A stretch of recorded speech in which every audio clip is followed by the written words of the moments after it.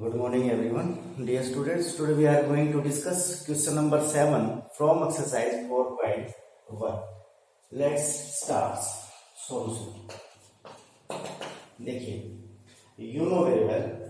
First we show the given statement is true for n is equal to 1.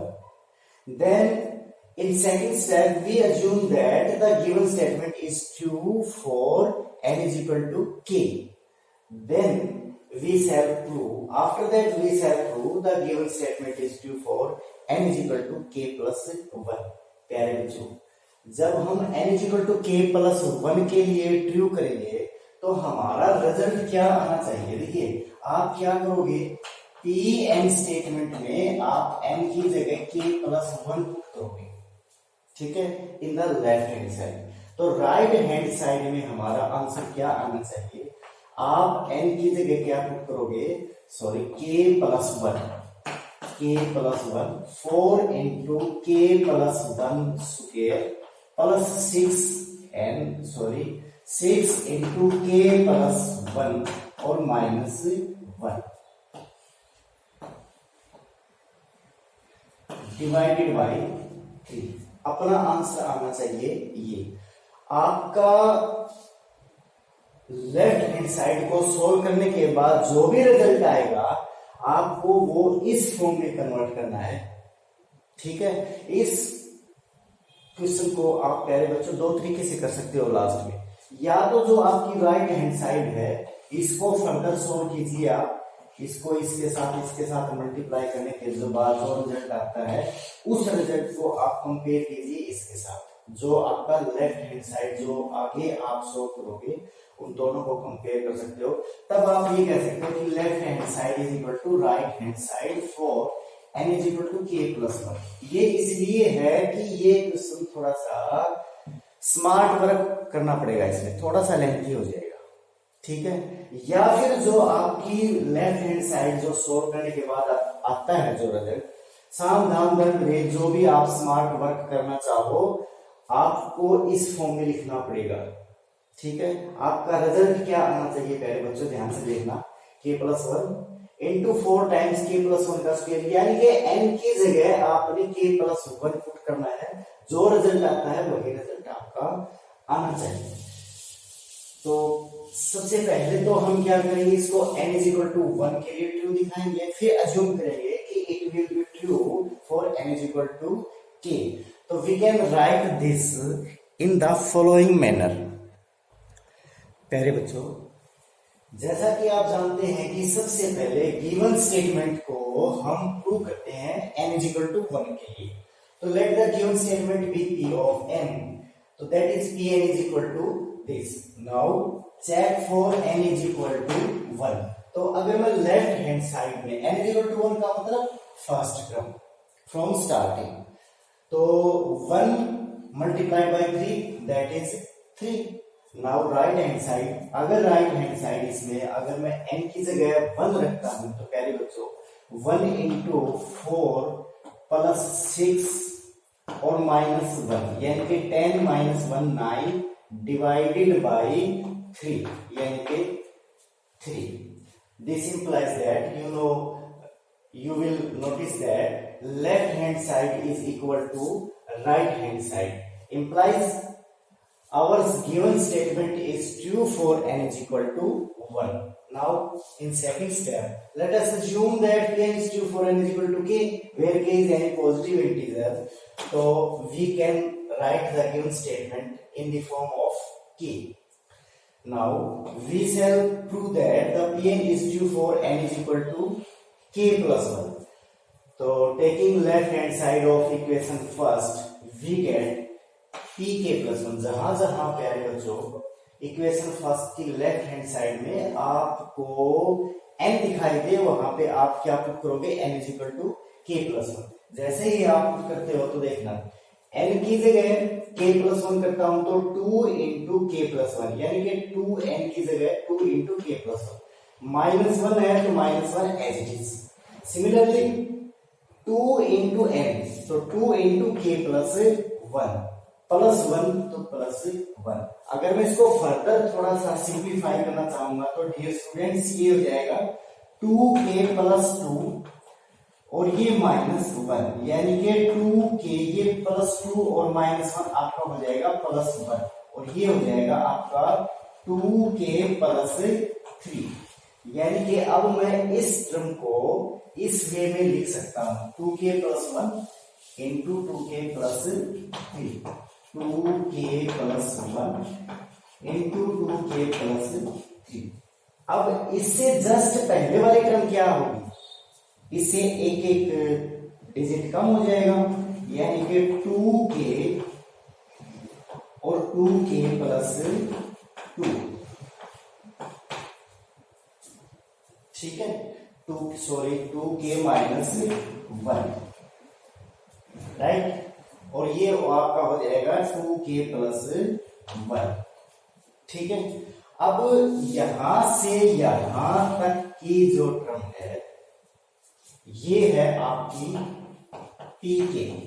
From equation 2 we can put the value of this, you know very well, this statement and this statement are equal and this is equal to this. Now putting this in place of, instead of this statements, so we get p of k + 1 is equal to k into 4k² plus 6k - 1 divided by 3।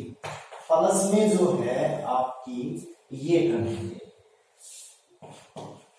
2k + 1 और 2k + 3। अब आप चाहो तो LCM ले सकते हो, taking LCM we get this, ठीक है। अब आप इसको क्वाड्रेटिक इक्वेशन की फॉर्म में, मेरा कहने का मतलब ये है आप दोनों टर्म्स को आपस में मल्टीप्लाई करने हैं, ठीक है। After solving this we gate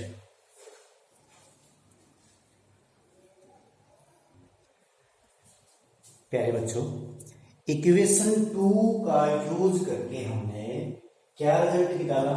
जो इक्वेशन 2 का वीडियो पॉज करके आप देख सकते हैं, जो इक्वेशन 2 थी उसका जो राइट साइड वाला रिजल्ट था उसकी जगह हमने ये रख दिया, प्लस में ये last term. Now after calculating, देखिए इसको कैलकुलेट करना मैंने क्या किया है, ये जो दो टर्म है इनकी आपस में अगर मैं मल्टीप्लाई करता हूं 2 × 4k² + 8k + 3, राइट। अब आप इसका एलसीएम ले सकते हैं, अगर आप एलसीएम लोगे तो ये डिवाइड में 3 और ये 3 आ जाएगा।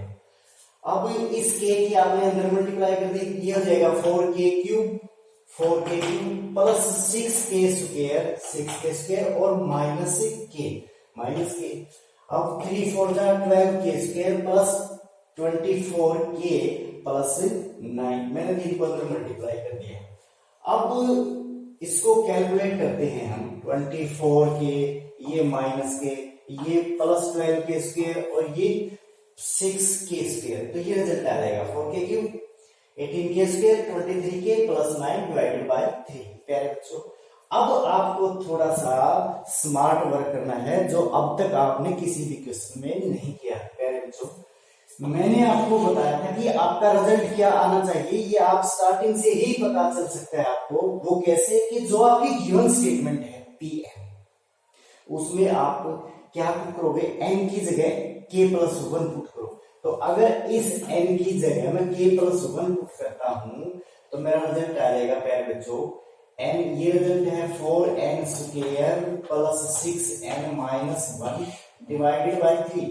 अगर n की जगह k + 1 पुट करता हूं तो ये हो जाएगा k + 1 into 4 into k + 1² plus 6 into k + 1 और माइनस में 1 डिवाइडेड बाई 3। मेरा रिजल्ट आना चाहिए ये।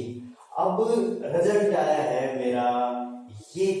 अब मुझे साम दाम दंड भेद जो भी स्मार्ट वर्क आपने करना है, इस रिजल्ट को इस फॉर्म में कन्वर्ट करना है ताकि आपको डायरेक्ट यूं पता चल सके कि हाँ this result is true for n is equal to k plus 1।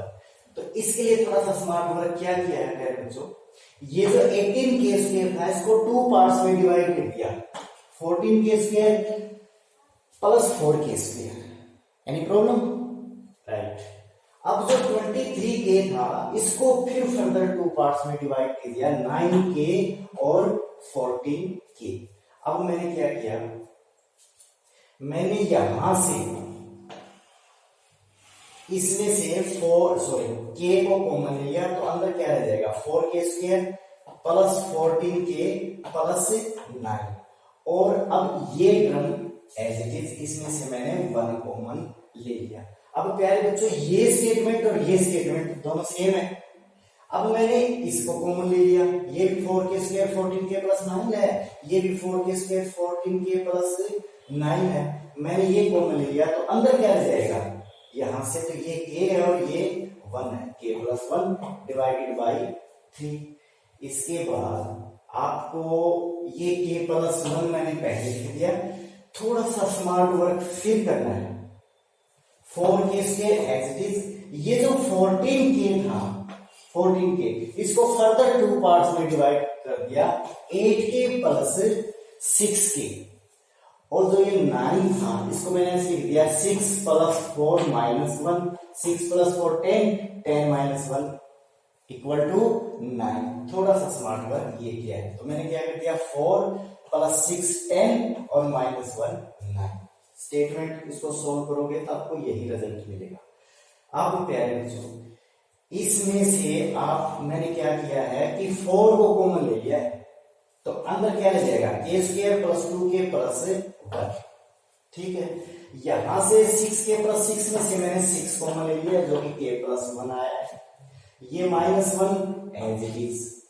ठीक है, अब you know very well this result can be written as k plus 1 square, तो मैंने क्या लिख दिया k plus 1 as it is 4 as it is, इसको मैंने क्या लिख दिया k प्लस 1 का होल स्क्वायर, क्योंकि इसको आप एक्सपेंड करोगे तो यही रिजल्ट आएगा, a square plus b square plus 2ab plus 6 into k plus 1 minus 1 divided by 3। अब आप इसको इसके साथ कंपेयर करोगे तो प्यारे बच्चों दोनों सेम रिजल्ट है। अब आप कह सकते हो कि 10 3k plus 1 is true, hence by principle of mathematical induction the given statement p is true for n is equal to k plus 1। प्यारे बच्चों इस क्वेश्चन के अलावा आपको एक दो क्वेश्चन और ऐसा मिलेगा जिसमें आपका जो ये रिजल्ट है ये थोड़ा सा इसमें स्मार्ट वर्क करके इसको मॉडिफाई करके आपको इस फॉर्म में कन्वर्ट करना पड़ेगा। तो प्यारे बच्चों उम्मीद है कि आपको ये क्वेश्चन बड़ी अच्छी तरह से समझ में आया होगा। Now thank you, have a nice day.